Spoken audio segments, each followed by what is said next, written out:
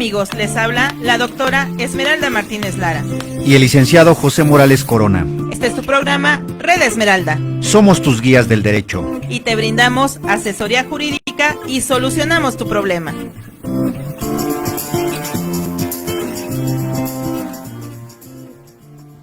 Hola, hola, ¿qué tal mis queridos amigos? Sean ustedes bienvenidos a su programa Red Esmeralda. Ya los extrañábamos por ahí, andamos en el mes del mundial y bueno, con algunas situaciones de tráfico, de suspensión de actividades y demás, pero ya estamos por acá con un gran programa. El día de hoy pues vamos a estar en Red Esmeralda platicando de teoría del caso en el proceso penal y todas las problemáticas que conllevan en ese sentido. Así que no se vayan y compartan este programa, además de un gran invitado.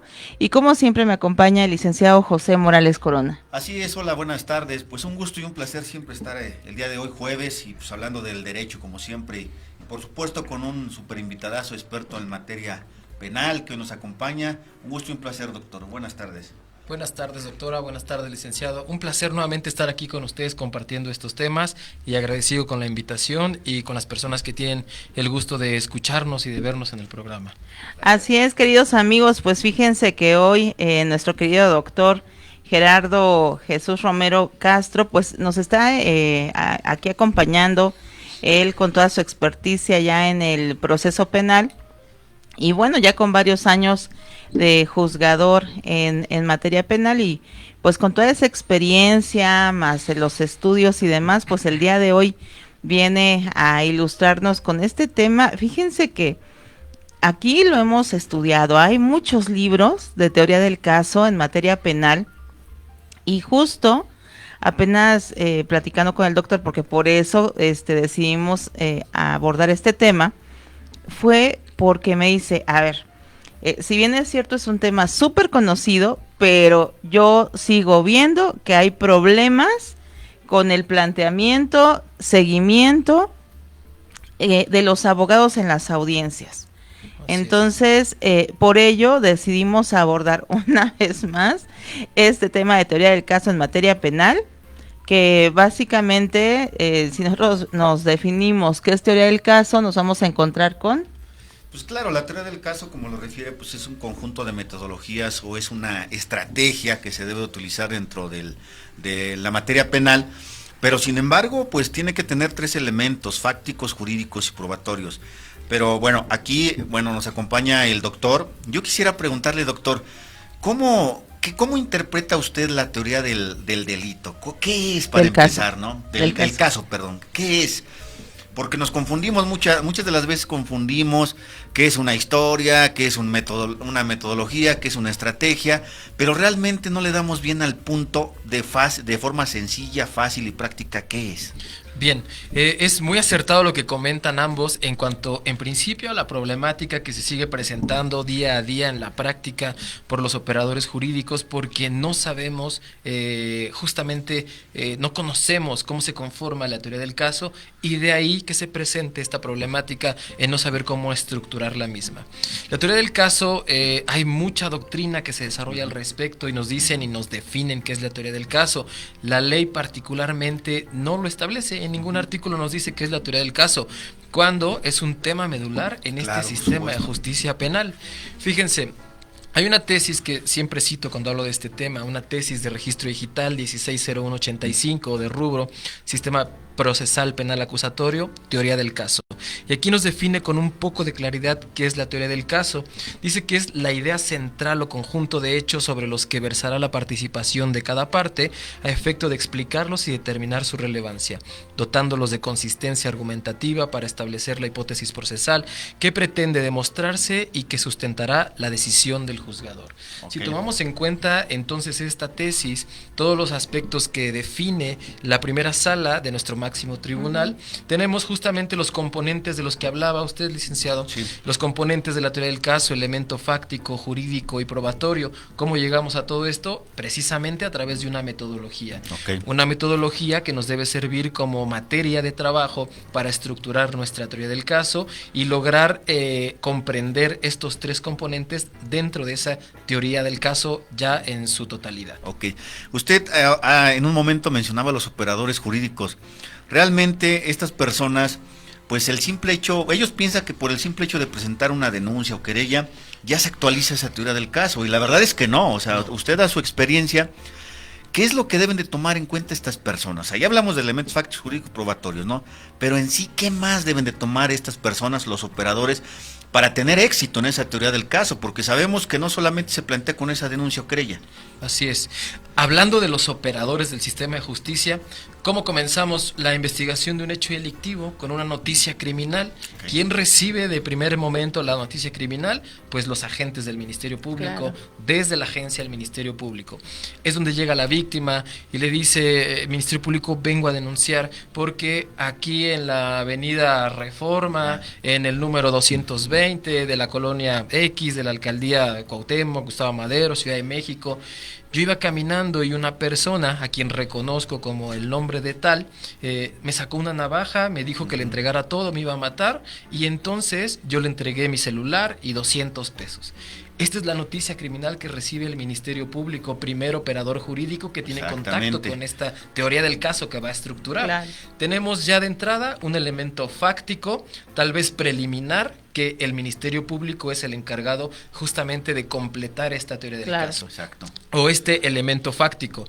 Aquí nos vamos entonces al elemento jurídico, al componente jurídico. El fiscal, en esa condición de órgano técnico, es el que va a decir, escuchada la narrativa de esta persona, de la víctima, va a decir, esto me parece que encuadra en un delito de robo, si atendemos a la descripción típica que se hace en el delito de robo. Entonces el fiscal dice, bueno, tengo una víctima por un delito de robo, tengo una circunstanciación fáctica que me narra la víctima, ahora solo falta que tenga los componentes probatorios para estructurar la teoría del caso. ¿Y cómo lo hago? Bueno, recabo la entrevista de la víctima de primer momento, que la entrevista de la víctima no quiere decir que sea igual a la teoría del caso, porque un primer problema generalmente en las audiencias y en los juzgados, copian y pegan la entrevista de la víctima y es la teoría del caso. Ajá.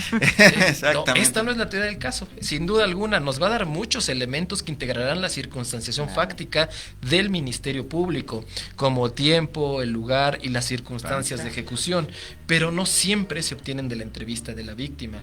¿Qué tiene que hacer la Fiscalía? Recabar datos de prueba en esta investigación inicial para que sostengan y complementen su teoría del caso. Esto hablamos ya de los componentes jurídicos, fácticos y los probatorios, precisamente. Y justo ahí entonces entraría que si la víctima llega a hacer unas manifestaciones, pero un testigo llega y complementa justo ese dicho, entonces ya tendría el Ministerio Público que tomar en consideración lo que le está comentando un testigo. Y es ahí donde entonces no siempre va a resultar que la teoría del caso es solamente el dicho de la víctima. Así es. Que de ahí deriva la primera problemática que podemos encontrar en justo lo que decía el doctor para la parte de las audiencias, en el sentido de decir, a ver, tú me traes primero esta narrativa de hechos. Así es. Pero resulta que de esta narrativa de hechos no alcanza, y ahí vamos, ¿no?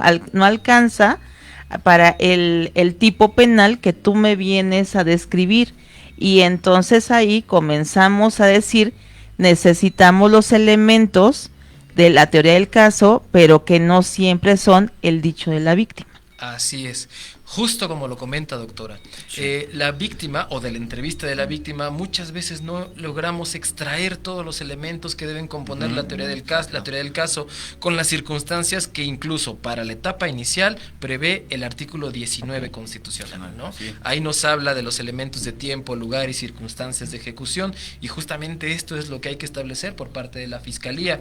El testigo muchas veces, o la víctima mejor dicho, probablemente no recuerda en qué horario le cometieron la conducta delictiva, porque el mismo impacto del robo está en shock y no recuerda cuando narran del Ministerio Público, pero hay un testigo que pudo observar todo y dice, yo recuerdo perfectamente que eran las 17:30. O hasta un video. Ahora que todo está en video. Todo está grabado, hay que tener cuidado, por cierto, de hacer cualquier cosa porque todos nos están grabando, ¿no? Muy bien, doctor Gerardo, en cuanto a las audiencias, ¿cuál es el principal factor que usted detecta como error en el operador jurídico, en el litigante, en el abogado? Porque realmente pues, es eso, ¿no? En audiencia ya de juicio oral, cuando van a exponer sus alegatos de apertura, pues obviamente, o iniciales, pues ahí es un poquito la teoría del caso, se expone. ¿Cuál es el principal error que tenemos los operadores jurídicos en este ámbito? Pues primero hay que entender que el alegato de apertura es esta promesa de lo que le vamos a justamente aprobar al juez de enjuiciamiento, ¿no? En esa promesa lo que yo le voy a demostrar, su señoría, aquí es donde debemos de estructurar correctamente nuestra teoría del caso.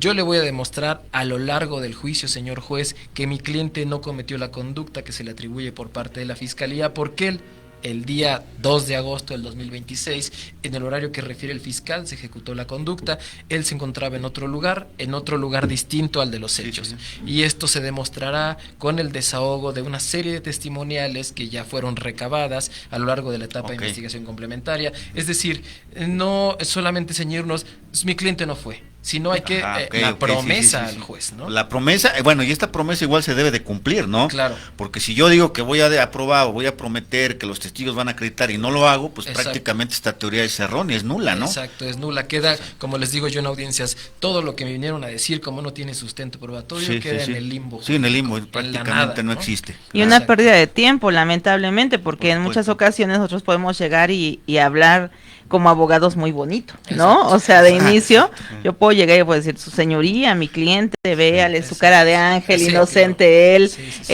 no pudo haber cometido este delito, porque aparte le voy a acreditar, porque va a venir fulanito, sultanito, mi perito, esto, lo otro, y resulta que a la hora de estar en el desahogo, a lo mejor por ahí no aparece un testigo, o el testigo ni siquiera percibió lo que yo estoy diciendo. Entonces, lamentablemente aquí la teoría del caso, para poder sustentarla, va más allá de la sola hipótesis, porque a lo mejor mi hecho, mi narrativa de los hechos está bien estructurada, está bien hecha, y a la hora del desahogo resulta que comienzan los problemas, ¿no? En este sentido. Así es. Muchas veces comenzamos con una buena estructura de la teoría del caso y prometemos que vamos a probar una u otra circunstancia por parte de la defensa, una versión defensiva sin duda alguna. Sin embargo, al momento del desarrollo no preparamos bien a los testigos, que no quiere decir que los aleccionemos, que ya sabemos todos que es distinto preparar y aleccionar. No preparamos bien a los testigos porque seguramente no son testigos fabricados. Estuvieron ahí para lograr demostrarle al juez de juicio lo que pretendemos como defensa, y llegan a juicio y no nos saben decir nada de lo que pretendemos que sostenga nuestra teoría del caso, ¿no? El tema importante y delicado como defensores, sobre todo, porque no estamos haciendo bien una chamba, que es la chamba del defensor. Exacto, ¿no? Sí, del abogado. Ahora, por ejemplo, usted obviamente como juez, llega el momento que están expresando o dando sus alegatos de apertura.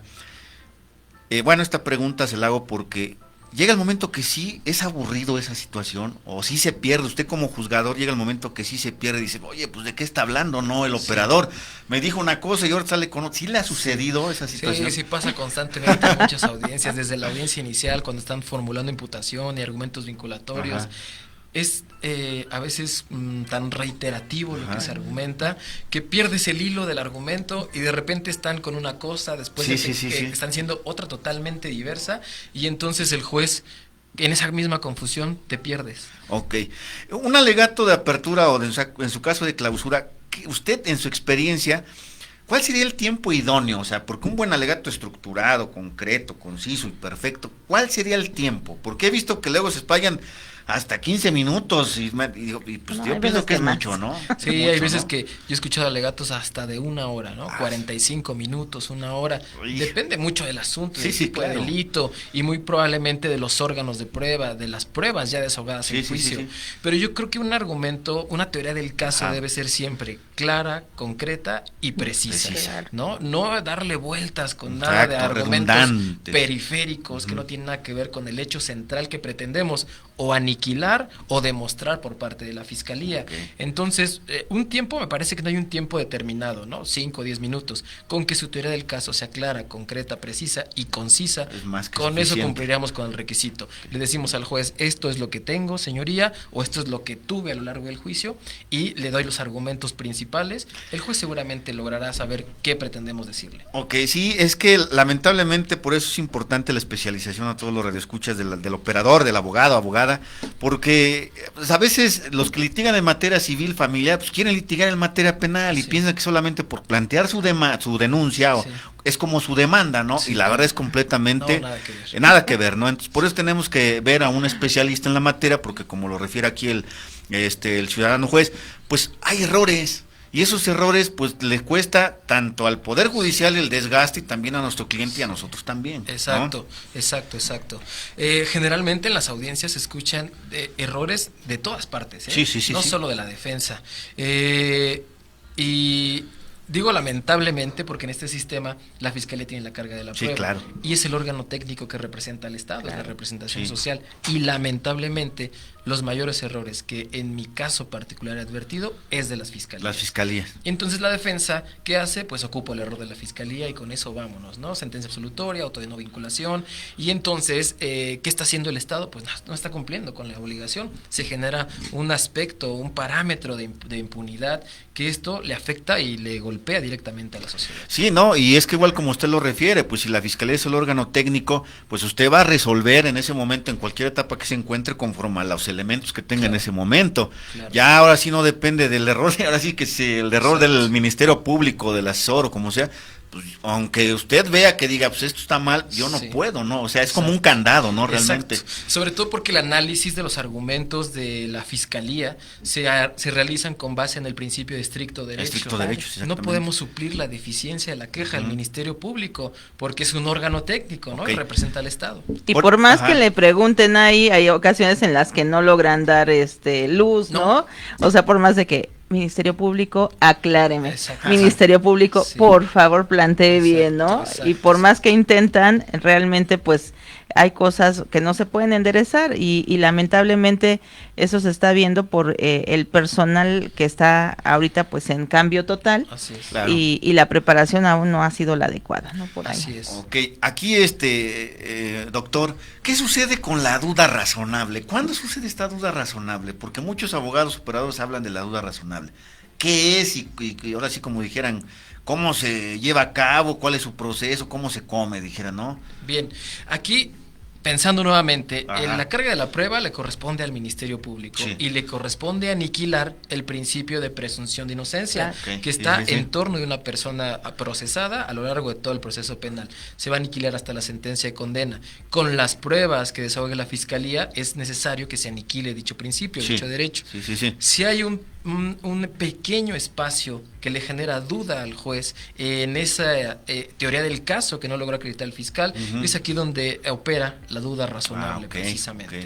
Ahí es donde el juez va a decir, tengo duda, porque aquí ya estamos en un Sí, sí, estándar sí, de sí, prueba, además, más alto que lo que se requiere en el auto de vinculación, que se requiere solamente una sospecha razonable para vincular. Ok. Acá, ante la duda, más allá de toda duda razonable, dice la ley, Claro. si no justificamos realmente y correctamente la teoría del caso del Ministerio Público, sin duda alguna habrá que dictar un fallo absolutorio, Ok. con independencia y con las particularidades de cada delito, Sí, sí, de lo- la naturaleza lo- de una víctima, si es menor de edad, si es mujer, es decir, perspectivas de género, de interculturalidad, de orientación sexual, todas estas perspectivas que ya sabemos que hay que utilizar, ¿no? Ok, muy bien. Claro que sí. Excelente, Y bueno, pues esta teoría del caso, como bien lo ha dicho también el doctor Gerardo, la estamos estructurando desde el inicio, es decir, desde que se comienza primero, pues una etapa de investigación, comenzamos con nuestra audiencia inicial, llega el agente de Ministerio Público a hacer un planteamiento con una formulación de imputación y de ahí, bueno, pues, ¿qué es lo primordial que se tendrá que tomar para que ante usted como un juez de control se tome en consideración esa teoría del caso en la formulación de imputación? Bien, aquí como decía hace un momento, el primer instante en el que en este proceso penal surge la teoría del caso es en la formulación de imputación, porque el 19 constitucional nos da la pauta precisamente de que en el auto de vinculación, siguiendo los hechos de la formulación, hay que establecer las circunstancias de tiempo, lugar y ejecución de la conducta delictiva. De ahí que si nos ceñimos a lo que establece el 311 del Código Nacional, la formulación de imputación, que es el hecho que se le atribuye con todas sus circunstancias de tiempo, lugar y modo, la clasificación jurídica preliminar, forma de intervención y nombre de acusadores, tenemos que aquí es donde surge este hecho importante que no va a variar a lo largo de todo el proceso penal. Por eso tenemos un proceso de litis cerrada, que hoy hablamos del principio de la inmutabilidad fáctica del Ministerio Público, que como muchos lo hemos comentado, incluso algunos jueces, esto ya existía, ¿no? Con antelación, ya nada más hoy cobra vigencia en el derecho procesal penal con este principio, pero siempre se ha dicho, el hecho no puede variar desde que se formula imputación, y va a llegar hasta juicio. De ahí la trascendencia y relevancia de que desde que se formula imputación, el hecho venga totalmente claro y preciso, porque los hechos ya no pueden variar. Sí, y ahí es una situación demasiado delicada el hecho de decir lo que va a colocar en ese momento en formulación de imputación la fiscalía, es lo que se lleva durante todo el proceso. Y sí me ha tocado ver errores. Desde ahí se llega a vincular, bueno, porque ya se tiene alguna parte de indicio razonable y demás, pero para más adelante a veces ya no alcanza ese hecho. Entonces, esa parte, en muchas ocasiones me ha tocado escuchar, y creo que lo vemos hasta en noticias, en donde le echan así como la culpa al juzgador, de decir, el juzgador está dando libertades a personas culpables y los está dejando salir y seguramente por ahí ya dieron algo o lo que sea, pero porque no se están tomando el tiempo necesario para hacer bien su trabajo las fiscalías. ¿Por qué? Porque justo ese hecho es lo que te llevas durante todo el proceso, y lamentablemente si este hecho no está bien planteado, como lo decíamos al inicio, esto pues más adelante algo va a detonar, algo va a suceder. ¿Por qué? Porque si ese hecho no me alcanza para mi tipo penal, entonces ya desde ahí vamos a ir restándole puntos a esto. Así es, precisamente, como lo comentábamos desde un inicio, hay que fijar con los datos de prueba que se van a recabar después de atender a la noticia criminal de la víctima, que nos va a dar seguramente un indicio de lugar, la hora, el día y cómo ocurrió la conducta, pero si esa sola entrevista no me deja claro a mi Ministerio Público ver cómo fue realmente todo lo que necesito para una formulación de imputación, que nuevamente, y es lamentable que a veces los agentes del Ministerio Público llegan a las audiencias y no saben ni siquiera exponer un hecho, una teoría del caso, Exactamente. ¿no? Sí, mire, yo por ejemplo lo que me he dado cuenta que la mayor parte de los asuntos del Ministerio Público que lleva, pues le ponen énfasis en uno cuando es mediático o cuando hay otras cuestiones por ahí, es cuando de veras hacen su trabajo, pero de menos de los demás, ahí los dejan, ¿eh? Entonces, bajo esta situación, ¿qué le recomendaría a ustedes a todos los operadores jurídicos para que, porque al final de cuentas en una audiencia, pues si yo no tengo los conocimientos como operador, el juzgador tampoco, y en su caso el MP menos, pues es una audiencia que cumple la finalidad, ¿no?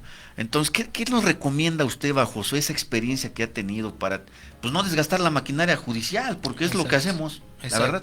Exacto. Recomendación desde un inicio, como lo comentaba. Ministerios públicos recaben todos los datos de prueba que sean necesarios para justificar una teoría del caso, una circunstanciación fáctica que se amolde, que se subsuma a un tipo penal, aspecto jurídico, y entonces que van a sostener con este aspecto jurídico y fáctico, lo que lo va a sostener son sus datos de prueba que ya recabaron, ¿no?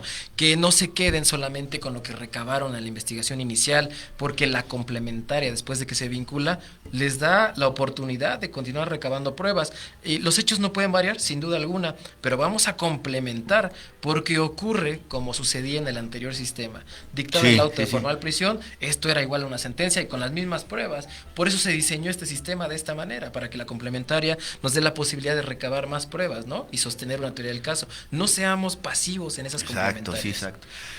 Por ejemplo, en esta cuestión, ¿crees realmente que el sistema acusatorio adversarial, que es el que está actualmente, sí está dando la pauta para resolver en cantidad problemas, o ya tenemos un rezago como tal? Me parece que se diseñó este sistema Sí. con una excelente finalidad, Sí, de hecho que es, lo era claro. darle celeridad a los procesos, una administración de justicia pronta, completa, Claro. imparcial, como dice el 17 constitucional, Expedita. generar credibilidad a la sociedad en las instituciones, que es lo que hoy lamentablemente estamos viviendo. No hay credibilidad en las instituciones. ¿Por qué? Porque las fallas, los errores de los órganos del Estado están originando todos estos aspectos de Exactamente, impunidad. exacto. Y justamente el sistema, si se operara de manera correcta, cada uno desde su trinchera hiciera la labor que le corresponde, tendríamos un mejor acceso a la justicia, sin duda alguna. No, sí, efectivamente.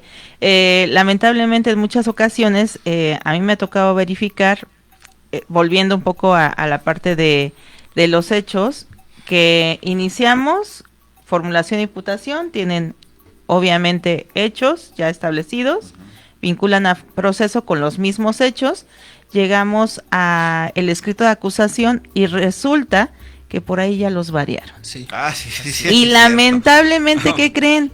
Que la defensa, pues creyendo en la buena fe, ¿verdad? Y no habiéndose empapado a lo mejor de la primera audiencia inicial, no revisa la vinculación a proceso. Exacto. Y cuando llegan a audiencia de juicio oral, pues ya les metieron gol y ya se fueron con otros hechos. Entonces, se supone, fíjense, y esto va así, se supone que no se debe variar el hecho, pero también es importantísimo que estemos atentos con esta circunstancia. ¿Por qué? Porque me dicen, no lo debes de variar, pero ¿qué pasa si llega el Ministerio Público y sí lo varía en el aspecto de escrito de acusación y ya llegó más adelante y ya me lo cambiaron? ¿Qué hago, su Sí. señoría? Aquí lo que hay que hacer, si se varió el hecho, sobre todo considerándose como hecho lo que dice el 19 constitucional, Claro. ese es el hecho, ¿no? Tiempo, lugar y circunstancias de ejecución. Si la fiscalía varía en el sentido de quitarle que si fue con un cuchillo de color café, con sierra en uno de sus lados, punta de tantos centímetros, que me parece que estos aspectos tan detallados no tendrían que formar parte de Claro. una formulación de imputación. Si lo elimina y dice, la amagó con un arma, con un cuchillo, y le quita estos aspectos, Sí, sí, sí. me parece que eso no trasciende a la teoría del Claro. caso, ¿no? Claro. Porque sigue habiendo un cuchillo dentro de los hechos. Claro. Pero si hay variación de día, de lugar y de las circunstancias, como fue me amagó con una pistola y la acusación dice, me amagaron dos con un cuchillo, cambió toda la circunstancia. Evidentemente lo que hay que solicitar es un sobreseimiento. Sí, y esto se los comento porque no suele suceder mucho en México, pero a veces copian y pegan. Sí, Ese ¿no? es el problema. híjole. Y Sí. resulta que nos aparecen nombres distintos, Sí. direcciones distintas, circunstancias Diputados distintas. Distintos. Entonces, lamentablemente esto sí trae una repercusión. Entonces, esto lo comentamos porque lo hemos visto lamentablemente, y hablando justo de los problemas de la teoría del caso que iniciamos por el hecho. Entonces, desde ahí seamos cuidadosos. A veces yo sé que llevamos mucha prisa, ya estamos con sueño, pero pues hay cosas que no podemos dejar de revisar, y una de ellas son los hechos, porque es lo que nos vamos a llevar durante todas las etapas. Entonces, imagínense, nos acaba de decir, pues entonces yo ahí lo que promuevo, que es, me alcanza para un sobreseimiento. Así es. Y si yo, como defensa, ni siquiera me he percatado que me cambiaron todo y llego creyendo que eso es lo que tenía desde un inicio, pues desde ahí entonces ya estamos mal. ¿Por qué? Porque entonces estoy partiendo de un hecho que no es el que estábamos desde un inicio trabajando. Entonces desde ahí seamos cuidadosos. Y la otra parte de la teoría del caso súper importante sería la parte de la prueba, ¿no? Que a lo largo de cada etapa pues va trascendiendo o transicionando también en cuanto a pues indicio, dato de prueba, medio de prueba, prueba. Y bueno, desde aquí también seamos cuidadosos con lo que se va trabajando. Apenas me comentaban de un asunto que a ver, igual, a ver qué opina el doctor, de un asunto en donde se genera una audiencia para pedir que se pueda dar un mayor término a la investigación complementaria. No lo acuerdan total, acuerdan con posterioridad, pasa el lapso de cierre de investigación y dan posterior a ello la audiencia. Llegan a la audiencia, el juez dice, pues estamos todavía, como lo alcanzaron a ingresarla antes, sí doy mayor término, y aprovechando aquí que tenemos al imputado, vamos de una vez a hacer un acto procesal solicitado por el agente del Ministerio Público, consistente en una toma de muestra de química, de saliva y demás. Y entonces ahí la defensa se opone, pero dice, no, pues ya aquí traemos al experto y vámonos, ¿no? Tomamos la muestra. Entonces, digamos que una misma audiencia, y el juez lo hace y lo justifica con, llevamos prisa, ¿no? Ya nos atrasamos en este asunto, es más, habíamos tipo cerrado, nos dieron la audiencia con posterioridad, entonces para aprovechar esta audiencia de una vez aprovecho para hacer este acto. ¿Cómo ve usted, su señoría? A ver si comprendí. Ya se había cerrado la investigación complementaria. Llega, haga cuenta, el 27 de abril se solicita una ampliación de término. El 2 de mayo era el cierre. No acuerdan y la audiencia se lleva por ahí del 5 de mayo. Ok. Y esa audiencia fue para debatir esa prórroga que se había Así solicitado. es. Entonces quiere decir que como solicitaron dentro del tiempo la ampliación de la prórroga, se continuaba la prórroga de investigación complementaria, por así decirlo, porque estábamos en espera del debate de la audiencia del 5 de mayo. Así es. Y en esa audiencia, como estaba el imputado, dicen, vamos a aprovechar esta audiencia y hacemos recabamos la muestra de fluido corporal. Es correcto. Aunque él no quiera. No, pues respetuoso siempre de los criterios de cualquier juzgador. Sin embargo, considero que esta prueba pues, es una prueba ilícita, ¿no? Claro. Está su defensa, sí es cierto, pero considero que hay diversos criterios sobre estas pruebas invasivas, fluidos corporales, sangre, saliva, cabello. Si él no está de acuerdo, no lo puedes obligar a que te arroje un resultado en cuanto, o mejor, a recabar este tipo de fluidos, claro. ¿no? Hay por ahí una tesis que habla al respecto y que sí nos dice: aunque él no esté de acuerdo si es un acto de investigación, dependerá de la trascendencia del delito, que se permita feminicidios, trata de personas. Sin embargo, hay que privilegiar el derecho fundamental. Y ese derecho fundamental es a decir, no quiero que me recabes. Fiscalía busca por otro lado alguna otra prueba. No creo que sea la única prueba que tengas para incriminar a una persona de un delito, ¿no? Claro. Bueno, pues eso aconteció en Ciudad de México. Qué bueno que no fue en el Estado. Qué bueno que no fue en el Estado. Ok, pero sí, ese asunto no fue mío, me lo acaban de comentar porque me llegaron a tomarme parecer con respecto a todo esto y dije, a ver, y me quedé igual, ¿no? Así como de, a ver, déjenme desenmarañar un poco. Medio enredado. Es muy enredado y luego en lo que terminaron haciendo dentro de la audiencia. Y a pesar de que la defensa, pues sí. Y sí le recabaron la prueba. Sí, se la recabaron. Bueno, yo creo que eso tendría que ser materia de debate ya en la audiencia oral intermedia para establecer un aspecto de ilicitud de esa prueba y probablemente resulte ser excluida. Claro. Muy probablemente. Sí, no, pues fíjense que saludos a todos los que nos están viendo ahorita. Mauricio Sanabria, a Alfredo Horta, Natalia Min, no solo así, sino también juzgadores hacen variación del hecho al momento de resolver la vinculación al proceso. Sí, también nos hemos enterado de ello, pero también fíjense que ahí viene otra cosa muy importante, querido Alfredo. Si yo estoy atento a mi audiencia y estoy escuchando a su señoría que me está variando el hecho, por ahí me está colocando otro nombre, otro día, otra colonia, alguna circunstancia que yo vea que no se pronunció o está yendo más allá o de plano sí me está cambiando las circunstancias, por favor, pues háganselo saber en ese momento. Para eso estamos en esta audiencia, porque imagínense, si yo a todo le voy a decir que sí a su señoría, pues entonces ese no es nuestro papel, ¿verdad? Exacto, sí, tampoco se trata de eso, ¿no? El Sí, juez claro. es el director del proceso, Sí, pero sí, no sí. quiere decir que lo que el juez diga ya es la voz máxima, Sí, ¿no? claro. Hay que interponer en ese caso recurso de Cursos, apelación, juicio de amparo, amparo indirecto. indirecto. Se está violentando el 19 constitucional y usted, juez, no puede salirse de ese hecho, ¿no? Es obvio. Ahora aquí me parece importante hacer un paréntesis por ese tema. Sí. Si tenemos un menor de edad, niño, niña, adolescente, Claro. ya no se llama menor, niño, niña, adolescente o los infantes.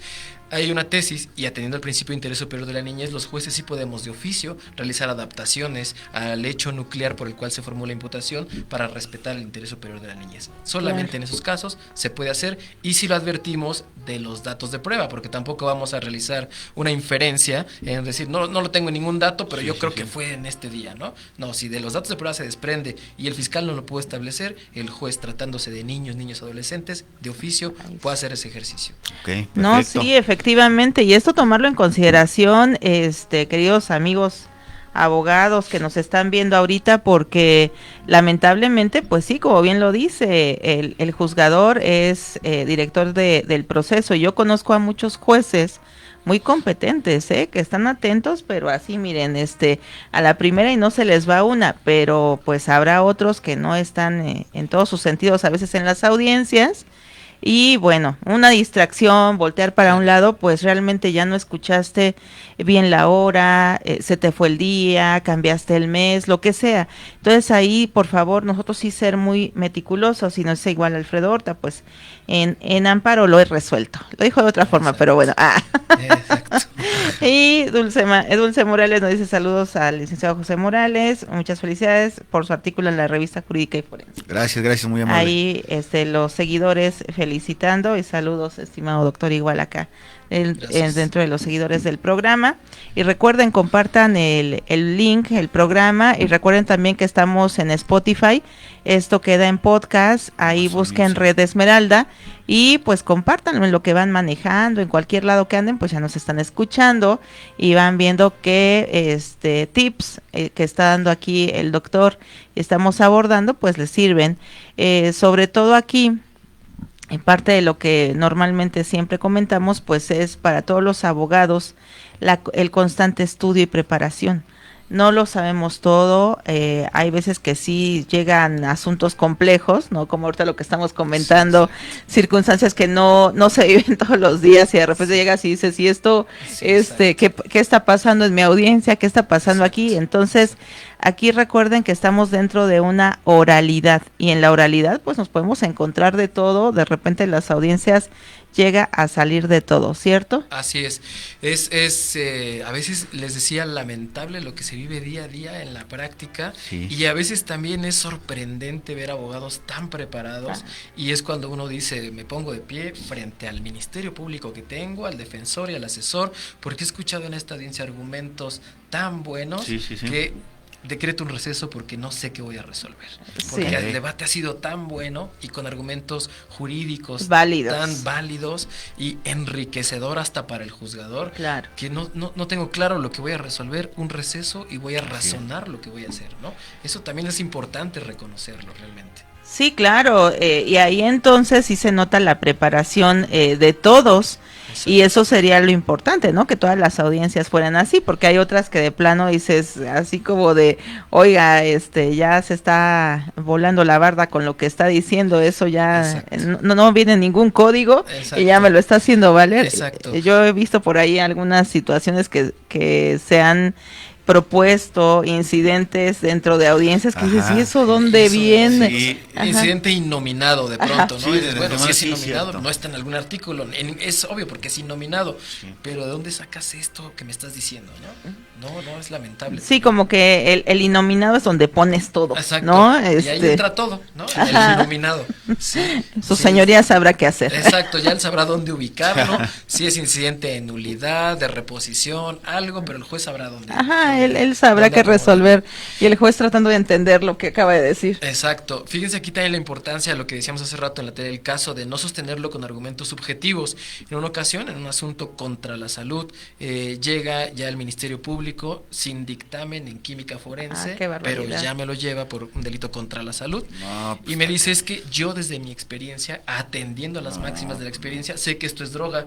Es totalmente subjetivo lo que me Su señoría, pruébela tantito y va a ver qué es. Exacto.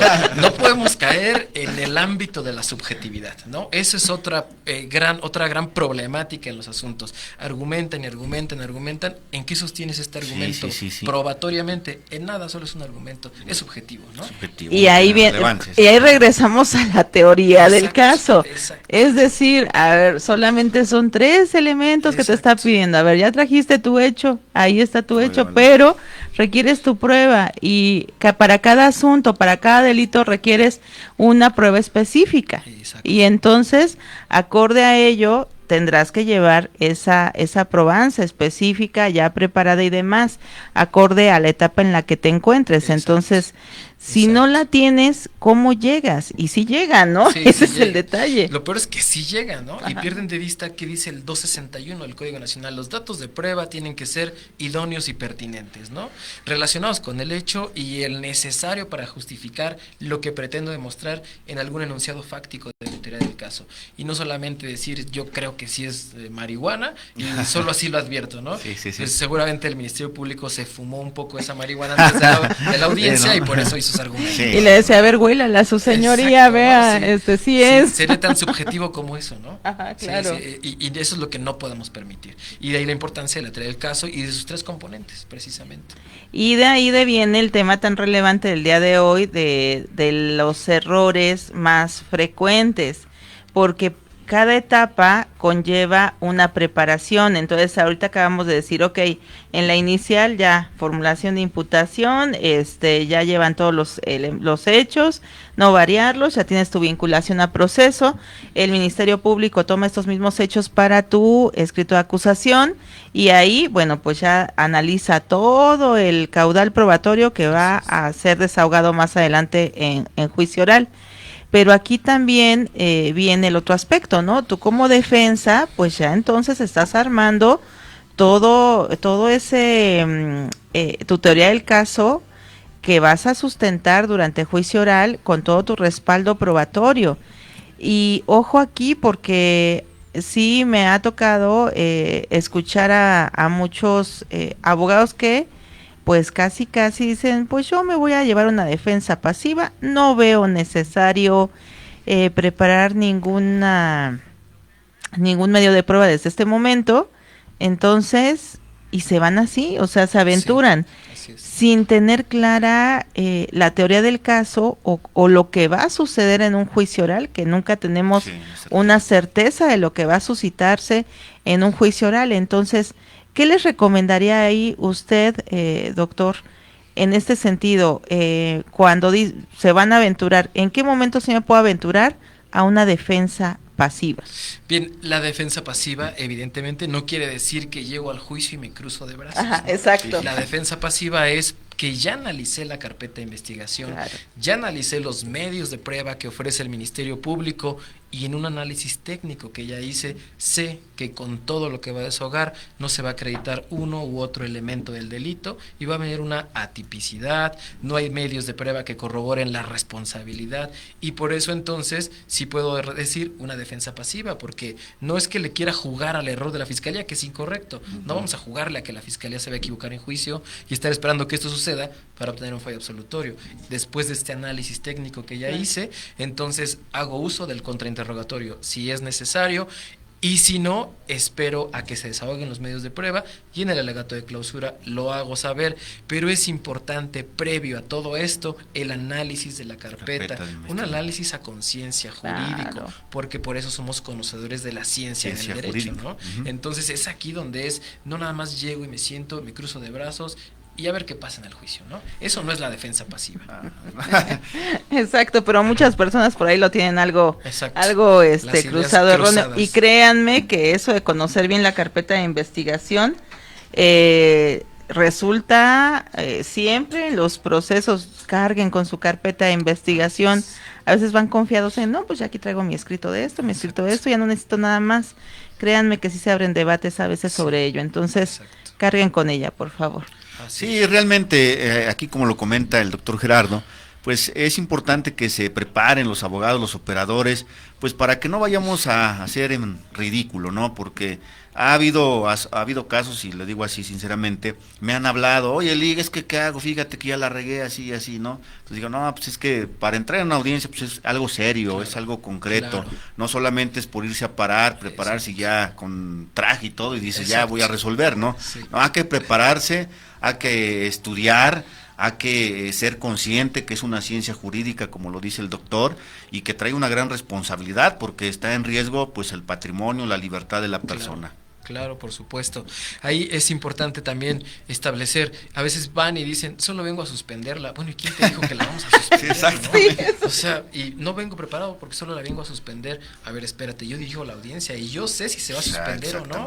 Porque si vienen todas las partes, la tengo que llevar, aunque tú me digas que la vienes a suspender. Claro. Receso media hora, imponte y la vamos a llevar, ¿no?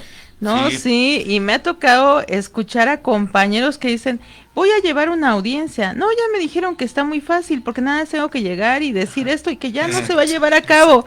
Entonces, justo es eso, ¿no? O sea, es el desconocimiento del proceso penal, lamentablemente, y sí se requiere una preparación, un estudio, sobre todo saber todo lo que puede pasar en una audiencia, y créanme que puede pasar mucho. Muchas cosas. Sí, también aquí, por ejemplo, a todos los operadores también, pues hay que ser humildes, ¿no? No solamente hay que promover incidentes por incidentes, o hay que ser, o porque muchas de las veces yo he sentido abogados hasta un poco groseros en el aspecto. Entonces, no, al final de cuentas nosotros vamos a hacer un trabajo, no es un asunto de nosotros. Así es. Pues hay que ser humilde en esa cuestión, porque hay abogados que incluso se lo toman muy a pecho, y que incluso son irrespetuosos o con unas palabras alzan la voz ante tu señoría, y yo creo que eso no es lo correcto. El abogado tiene que argumentar, tiene que dar sus argumentos del por qué tengo la razón, del por qué no, punto. Y por eso existen recursos, ¿no? Si no me asiste la razón, promuevo mi recurso, me voy al amparo indirecto, en su caso al amparo directo, punto. Así es, siempre con respeto hacia todas las partes, no solo al juez, hacia todas las partes, ¿no? Esta es una premisa que debe seguirse en todas las audiencias. Sí. Acuérdense que el que se enoja, pierde. Exacto. Pues fíjense que hemos llegado al fin de nuestro programa, se nos pasó rapidísimo. Estos temas son apasionantes y más narrando todo lo que pasa allá adentro en las audiencias, y luego vamos a volver a invitar al doctor Gerardo para que nos venga a contar más cosas que deben estar sucediendo. Dependiendo también de los rumbos donde anda, entonces van variando las circunstancias con la experiencia. Muy bien, doctor, pues por ahí si alguien quisiera contactarlo o algo por el estilo. Tengo en Facebook, estoy como Gerardo Romero en Facebook, y ahí cualquier comentario, y siempre les digo, sin que sea obviamente de su señoría, ayúdeme con tal asunto, ¿no? Dudas jurídicas, por supuesto. A lo mejor un curso, un diplomado, alguna clase, por supuesto, con todo gusto estamos abiertos para compartir el conocimiento. En Instagram estoy como DCP Gerardo Romero, y así me encuentran para cualquier contacto que quieran realizar. Claro que sí. ¿Y de este lado? Bueno, ahí me encuentran en Facebook como abogado José Morales Corona, ahí también en Instagram estamos como abogado José Morales Corona. Recuerda, pues somos sus guías del derecho, cualquier situación, pues estamos a la orden. Claro que sí, recuerden seguirnos en Red Esmeralda, en Esmeralda Martínez Lara, capacitadora doctora Esmeralda Martínez Lara, en Facebook, y bueno, pues también estamos ahí en Spotify. Sigan, los programas en vivo aquí salen en Facebook, Producción Radiofónica, y bueno, pues recuerden todos los jueves aquí en Red Esmeralda a las 3 de la tarde. Hasta pronto, queridos amigos. Gracias. Gracias.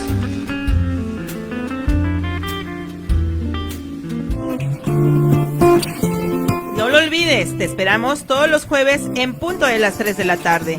Gracias por acompañarnos.